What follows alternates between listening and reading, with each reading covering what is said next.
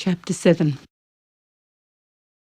Two tawny-mouthed owls lived at Emma and Katrina's house. They were in residence when the girls moved in.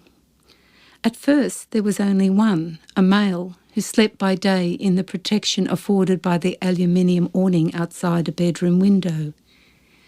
He was joined by a female who was not always permitted to sit on the same perch, but roosted beside him on the rail that supported the far side of the awning, depending on his mood. Visitors, young and old, marvelled at them. They became part of every visit, but remained indifferent to all the attention. Charming, they became part of the identity of the house, the subject of photographs and children's delight. While she was still in hospital, her friends came to transform the room that was waiting for her at her sister's house. It was a dark and dingy with an offshoot, a little odd room dug into the hill on one side. The little room contained an old wardrobe smothered in graffiti and a foam mattress with the remains of a fire from some derelict past.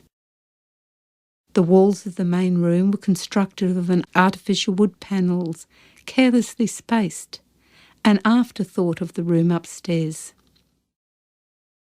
But it was large, with an alcove, and had windows that let in the outside, and its own shower and toilet, and private access to the world outside.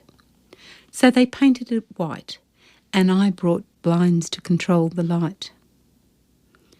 She rang from her bed with instructions for what I must serve for lunch, all the details considered right down to the cake, the money from the fundraiser to help pay for it all, and we all raised our glasses to Julia when she gave us a call and took a group photo so she could see us all.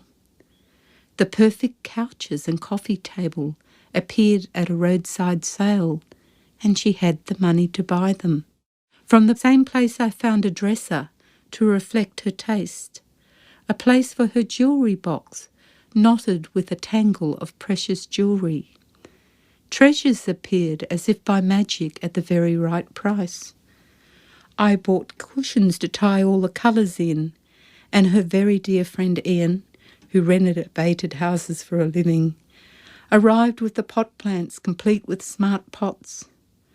And for the bed I was sent to the shop to buy the blue sheets that made her feel well. She said it was the colour that made her feel right, having practice in my spare room where I have my blue sheets. 2 sets with a satin trim.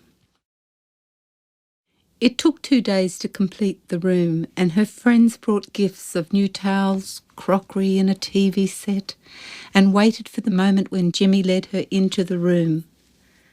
Worth every moment of their hard work. The bed she had purchased, a symbol of the roots that she was at last willing to put down, screened from the sitting area by a bamboo blind. We didn't hang her paintings and artworks. The pleasure was for her. She debated about each piece and what should sit above her bed.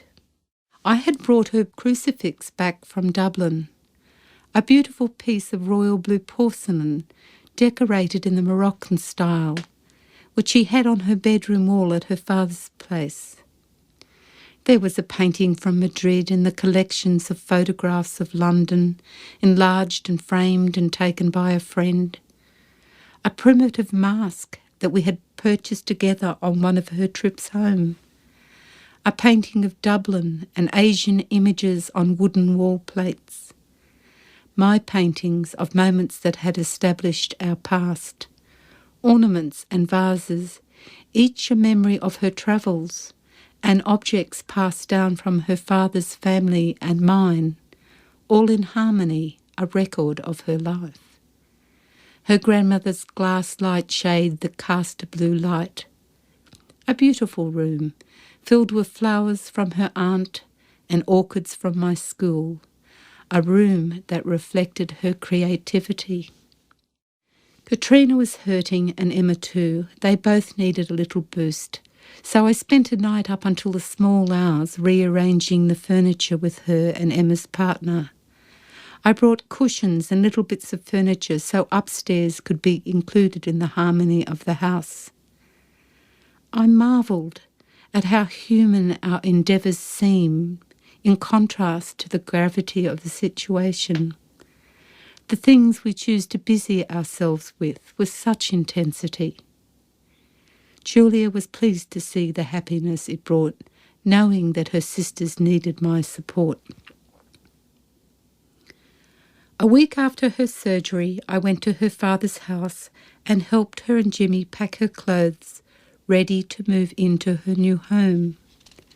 Her vast collection of bags and clothes scooped up and bundled into the car. The reality was that her interest in clothes, her presentation, had waned.